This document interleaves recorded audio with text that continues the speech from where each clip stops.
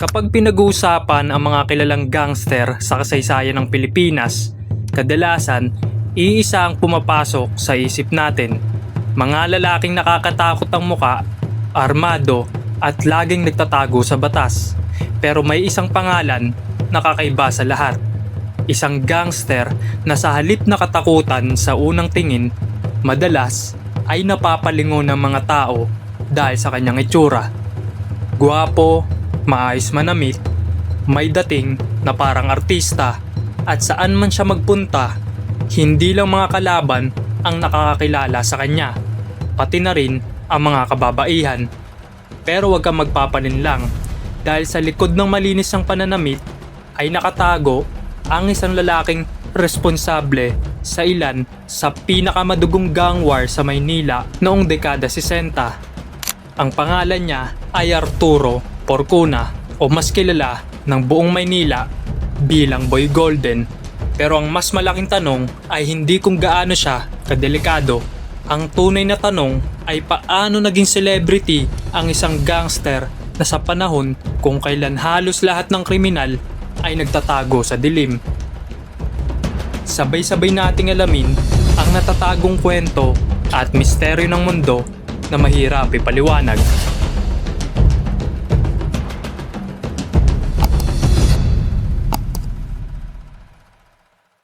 Para maintindihan ang kwento ni Boy Golden, kailangan muna nating balikan ang Maynila noong dekada 50 hanggang unang bahagi ng dekada 60. Sa panahong ito, mabilis ang paglaki ng populasyon ng lungsod. Dumadami ang mga naghahanap ng trabaho, lumalawak ang mga komunidad, at kasabay nito ay lumalala rin ang kahirapan sa ilang distrito. Sa mga lugar tulad ng Tondo, Sampaloc, Quiapo, Santa Cruz at Binondo, hindi na bago ang suntukan, riot at rambulan sa lansangan. Unti-unti ring nabuo ang iba't ibang grupo ng mga kabataan na kalaunay magiging organisadong gang. Sa umpisa, simpleng barkadahan lamang ang mga ito, pero habang lumalaki ang kanilang impluwensya, nagsimula na rin ang agawan ng teritoryo. Bawat kalye ay may gustong kumontrol, bawat distrito ay may gustong maging hari, at sa ganitong klaseng Maynila, isang pangalan ang unti-unting sisikat. Hindi bilang politiko, hindi bilang artista, kundi bilang pinakakilalang gangster ng kanyang henerasyon. Bago siya nakilala bilang Boy Golden, isa muna siyang ordinaryong binata na lumaki sa Maynila. Hindi siya pinanganak na kriminal. Wala ring nagsasabing noong bata pa lamang siya ay magiging alamat na siya ng underworld. Katulad ng maraming kabataang lumaki sa lungsod, maaga niyang nakita ang magulong realidad ng buhay sa kalsada. Habang ang iba ay nangangarap magkaroon ng magandang trabaho, marami sa kanyang edad ang mas naakit sa mabilis na paraan ng pagkakaroon ng pera, respeto at kapangyarihan. At dito nagsimulang mahubog ang kanyang pagkatao. Sa murang edad pa lamang, napalibutan na siya ng mga taong sanay sa away, sugal at iba't ibang ilegal na gawain. Unti-unti niyang natutunan ang mga batas ng lansangan. Isang mundong may sarili nitong panutuntunan, kung saan ang respeto ay hindi hinihingi, pinapatunayan ito, at kung minsan, pinaglalaban. Isa sa pinakaunang alias na ikinabit kay Arturo ay hindi pa Boy Golden. Mas kilala muna siya sa pangalang Anino. Pero bakit nga ba Anino?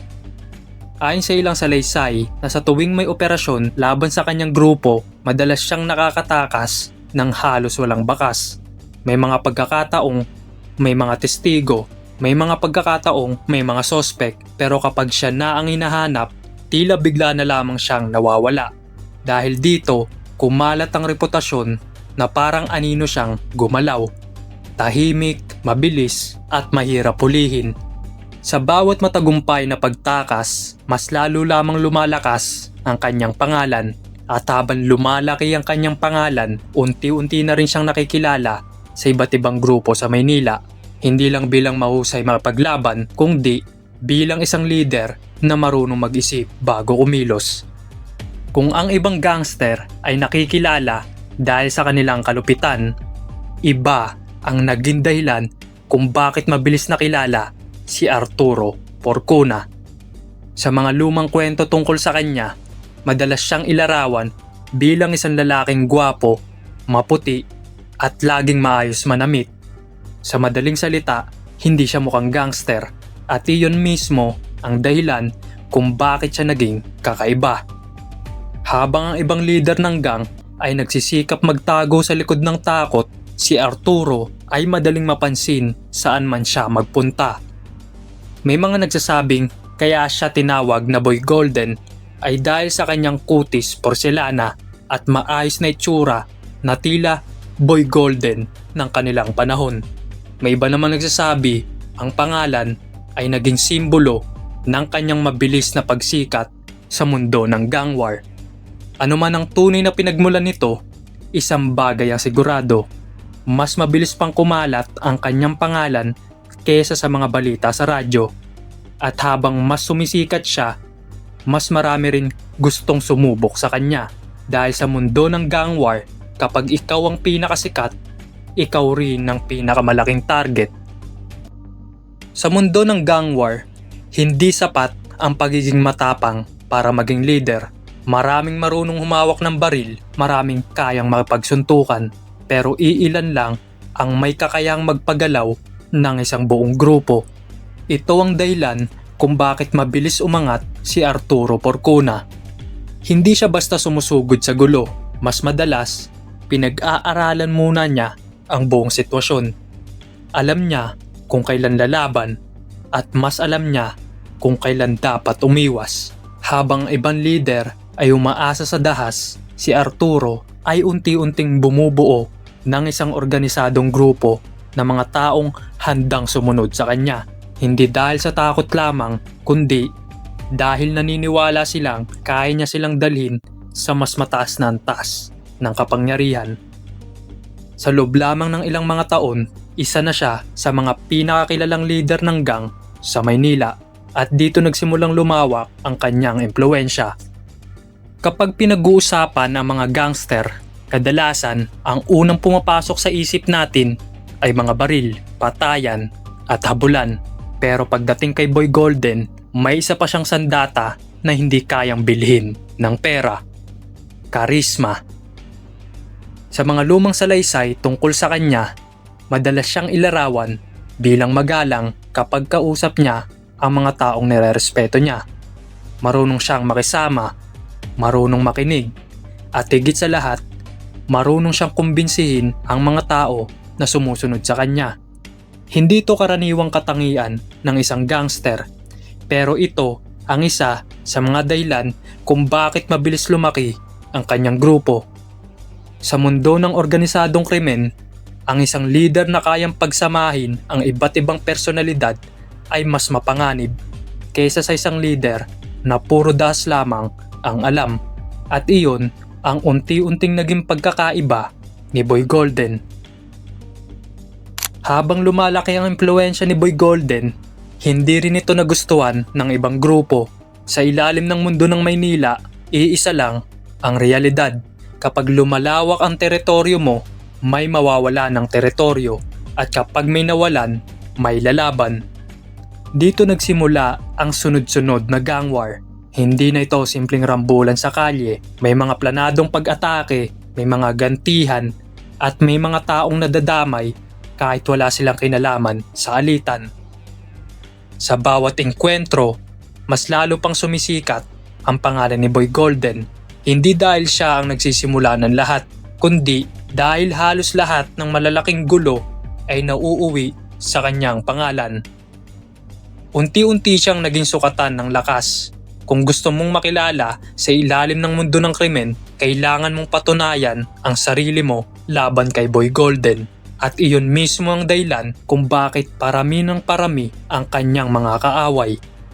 Kung mapapansin mo ang kwento ni na Baby Ama, Asyong Salonga at Nardong Putik, halos pare-pareho silang nakilala dahil sa takot. Pero si Boy Golden, iba ang naging daan. Bago siya kinatakutan, una muna siyang nakilala. At dahil masyado siyang naging kilala, lalo rin siyang naging madaling target.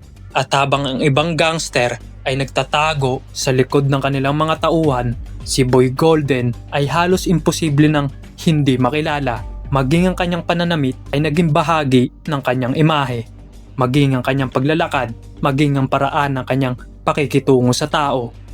Unti-unti, ang kanyang pangalan ay hindi na lamang pangalan ng isang gangster, isa na itong tatak.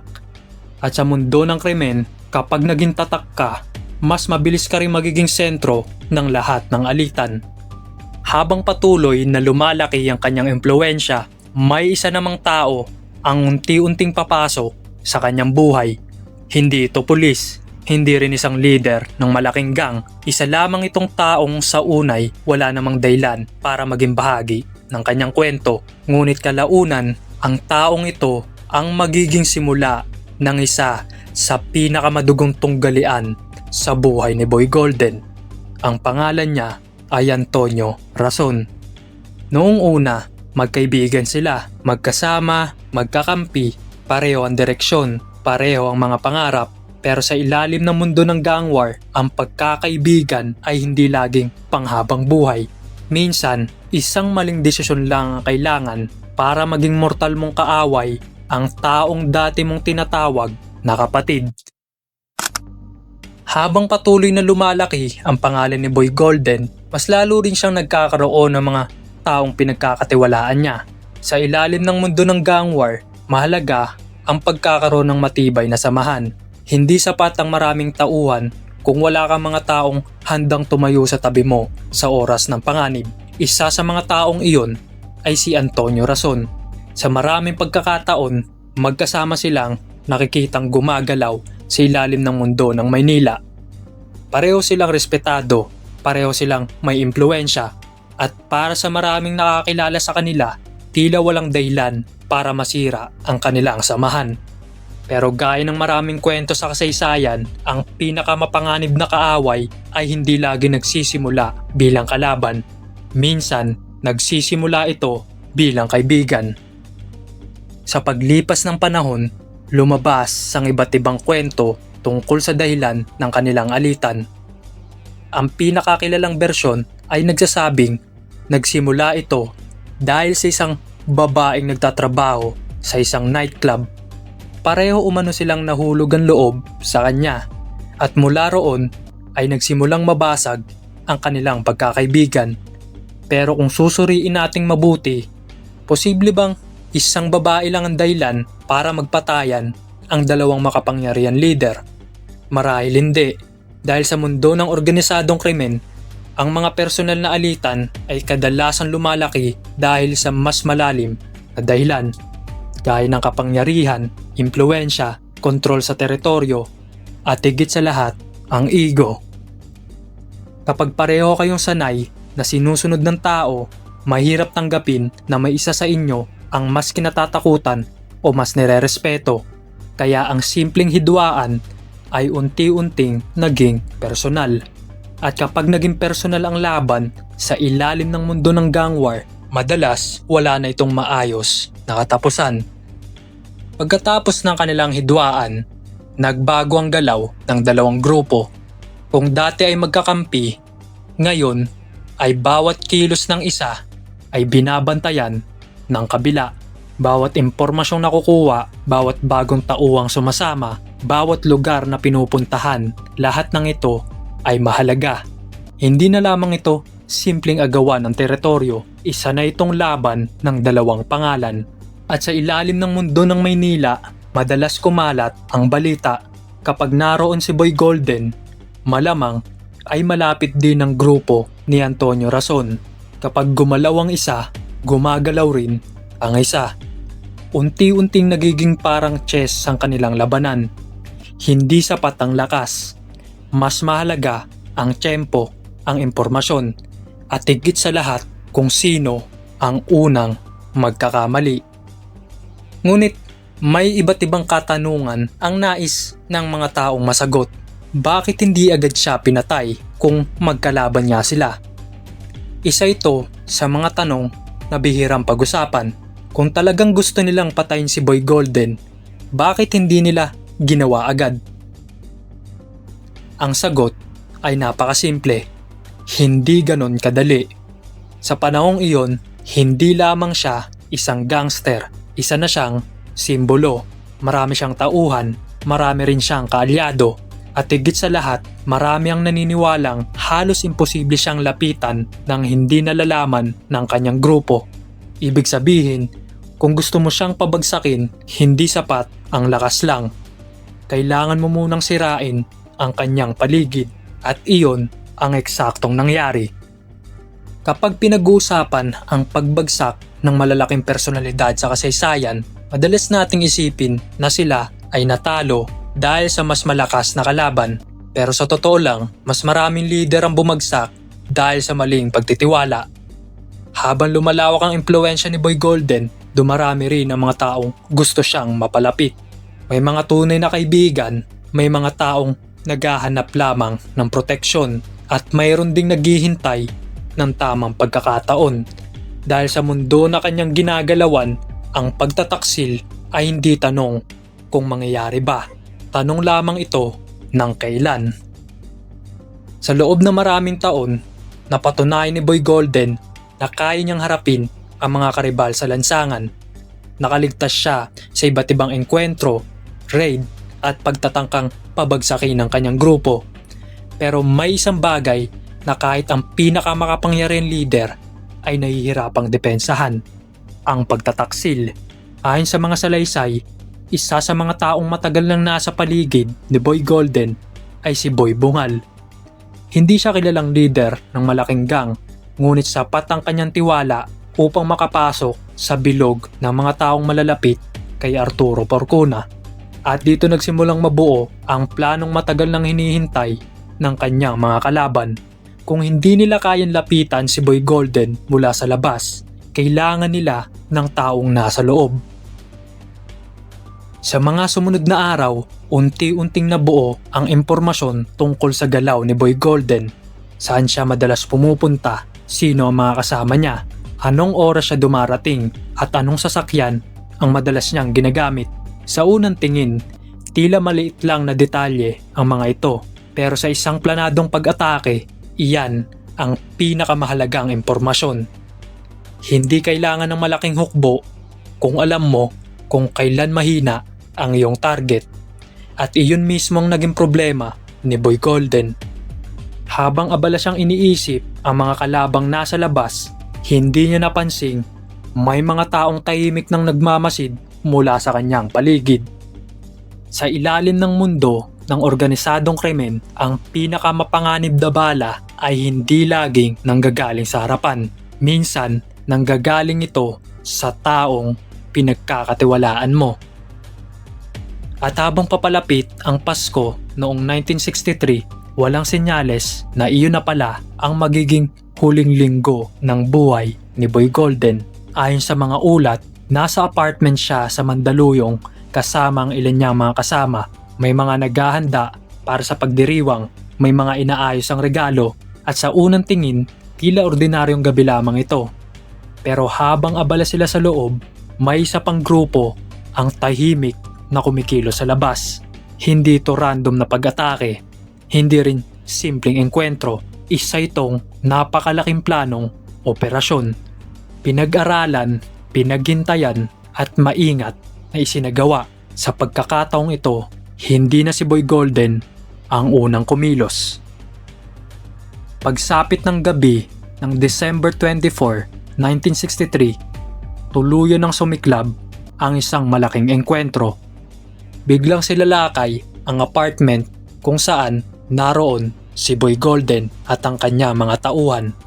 Sa loob lamang ng ilang minuto, napalitan ng putukan ang katahimikang naghahari. Ilang sandali pa lamang ang nakalipas. Sinubukan nilang gumanti, sinubukan nilang makalabas, pero huli na ang lahat.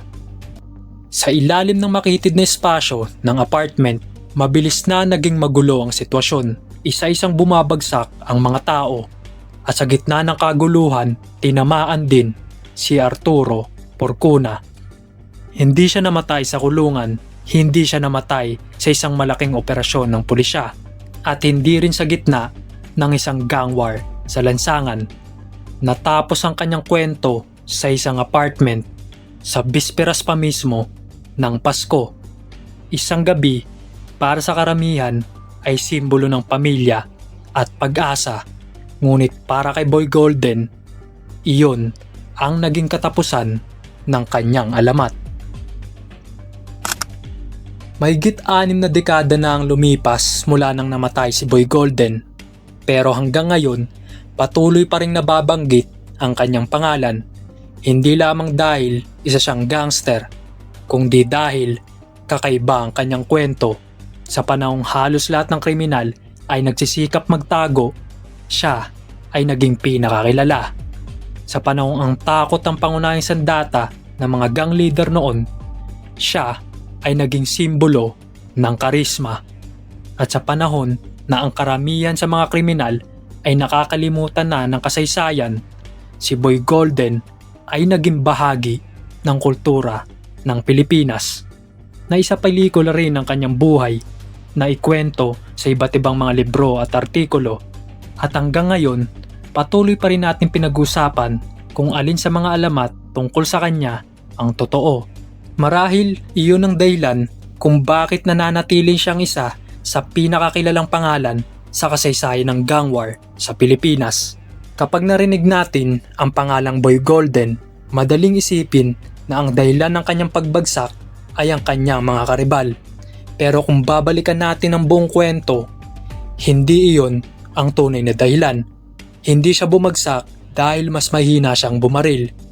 Hindi rin dahil naubusan siya ng tauhan, at hindi rin dahil nawala ang kanyang tapang. Ang pinakamalaki niyang kalaban ay ang sariling pangalan na kanyang binuo. Habang mas lalo siyang sumisikat, mas lalo rin siyang nagiging target. Habang mas dumarami ang mga taong humahanga sa kanya, mas dumarami rin ang gustong patunayan na kaya nila siyang pabagsakin. Sa mundong pinili niyang pasukin, ang kasikatan ay hindi gantimpala, isa itong panganib. Dahil sa ilalim ng mundo ng krimen, kapag ikaw ang pinakamalaking pangalan, ikaw rin ang may pinakamalaking presyong nakapatong sa ulo mo. At marahil iyon ang pinakamahalagang aral ng kwento ni Arturo Porcuna. Hindi lahat ng alamat ay dapat hangaan. May mga alamat na dapat unawain. Dahil sa likod ng bawat pangalang kinatatakutan, may isang tao ring gumawa ng mga desisyong unti-unting nagdala sa kanya sa sariling pagbagsak. Ito si Crispin at ito ang kwento ni Arturo Porcuna alias Boy Golden, ang gang leader na naging celebrity ng Maynila at ang lalaking pinatunayan na sa ilalim ng mundo ng krimen, ang pinakamabilis na sumikat, ang madalas ding unang bumabagsak.